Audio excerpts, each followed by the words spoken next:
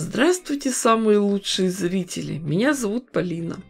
Новогодние игрушки, свечи и хлопушки в нем, а веселые зверюшки мой перевернули дом, завели веселый хоровод. До чего смешон лесной народ, и не верилось, что все произойдет сказочным сном. Какие все-таки были замечательные песни в Советском Союзе, и слова всплыли как раз в тему. Сегодня в работе очень красивая золотистая портьерная ткань. Это остаток после подравнивания шторы. Два куска шириной 25 сантиметров, длиной 180 сантиметров. Целое богатство, если им правильно распорядиться. Будем шить декоративную подушку необычной формы. Для начала отрежем кромки. Потом все полотно разделим на 3 равные части. Просто сложим и разрежем по сгибам. И все 3 куска сошьем вместе в одно полотно. Ткани у нас портьерные, подвижные, да еще могут и осыпаться. Поэтому шов прокладываем примерно в 1,5 сантиметрах от края. А потом обязательно обработаем открытые срезы или зигзагом, или на оверлоке. А дальше мы ткани разворачиваем и отстрачиваем швы.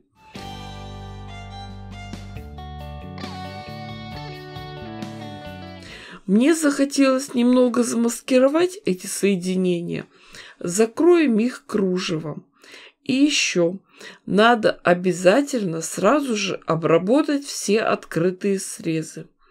Заготовка получилась 60 на 60 сантиметров. Для продолжения работы нужен кант. Выкроем полоску ткани шириной 4-5 сантиметров. Заутюжим ее вдоль пополам. Открытые срезы сразу же обработаем. Потом определим торцевые стороны подушки и пришьем к ним кант. А дальше уже дело техники. После канта пришьем широкие полоски ткани. Я не стала специально ничего выкраивать. У меня была ширина отреза 25 сантиметров. Такую и пришила. Естественно, кант и широкие полосы нашиваем с 2 сторон. А теперь нам надо эту заготовку сшить в трубу. Но шьем хитрым способом. Сначала мелкой строчкой зашиваем сам конец трубы и примерно 10-15 сантиметров основной части. Делаем закрепки. Потом середину прошиваем крупными стежками и, не доходя до края 10-15 сантиметров основной детали, делаем закрепки и заканчиваем так же, как и в начале этого шва.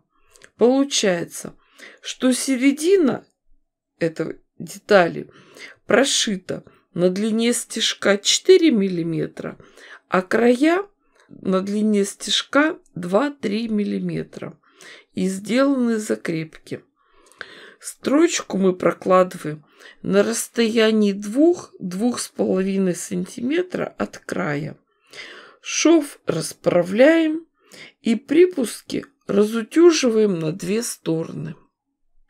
Теперь к середине этой трубы с изнанки прикладываем и пришиваем молнию.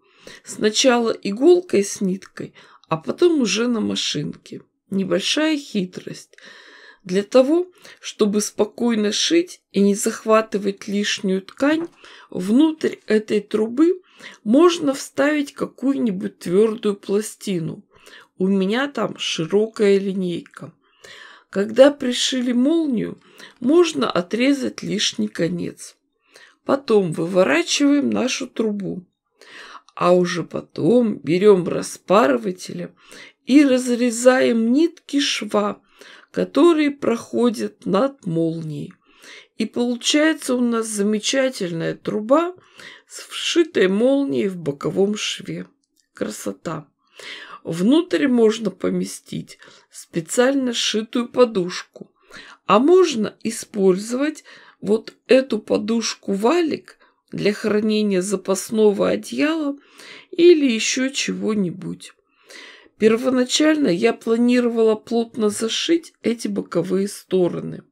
То есть что сделать? Определить нужную длину, сделать там кулиску, вставить шнур и плотно затянуть. И это соединение украсить, закрыть декоративной пуговицей. Но потом отказалась от этой идеи. Если так сделать, то будет очень сложно поместить внутрь одеяло. Гораздо удобнее помещать одеяло, когда есть простор для маневра. Сейчас покажу два варианта оформления боковых частей.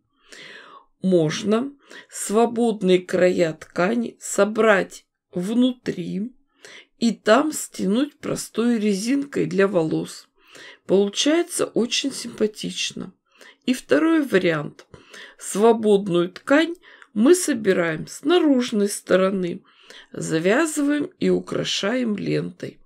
Получается конфетка, хлопушка. Вот какой вариант выбрать, решать вам. Оба варианта очень красивые.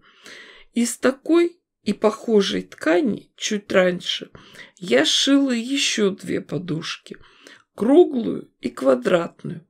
Теперь к ним добавилась подушка в виде валика. Когда несколько подушек сделаны из ткани одного цвета, глаз отдыхает, нет цветовой сумятицы. Многие зрители мне писали, что рукоделие спасает их в тяжелые времена, не дает впадать в отчаяние, пробуждает любовь к жизни, приводит в гармонию мысли и чувства. Знаете, я слышала, что ученые ставили эксперимент на группе мышей. Кормили, поили, но не давали им спать. И через несколько дней мыши начинали гибнуть. А при вскрытии оказывалось, что все их внутренние органы были поражены непонятными язвами. Отсюда ученые сделали вывод, что во время сна идет процесс самолечения, самовосстановления организма. Сознание отключается, а мозг делает запросы всем органам и в случае необходимости проводит восстановительные работы. Конечно же, я все это утрированно объясняю. Ну а в случае с рукоделием, думаю, что происходит тоже что-то похожее. Когда человек занят рукоделием, монотонной работой, вязанием, шитьем или вышивкой, мозг занят подсчитыванием петель, крестиков, следит за ровностью строчек, и некогда думать о плохом и печальном. Руки работают, дыхание ровное, спокойное. Организм чувствует себя в безопасности. Все внутренние органы начинают работать в спокойном режиме. Вот сколько себя помню, я все время что-то делала руками. Шила, вязала, вышивала. Без дела не сидела. И если не было возможности заниматься рукоделием, начинала плохо себя чувствовать. Девочки, милые, вы же понимаете, что я дала вам идею. Шейте, творите, а у вас все получится гораздо лучше, красивее и интереснее, чем у меня. Кто еще не подписан, обязательно подпишитесь. Ставьте классы, пишите комментарии. С вами была Полина. Всем пока-пока и до скорых встреч!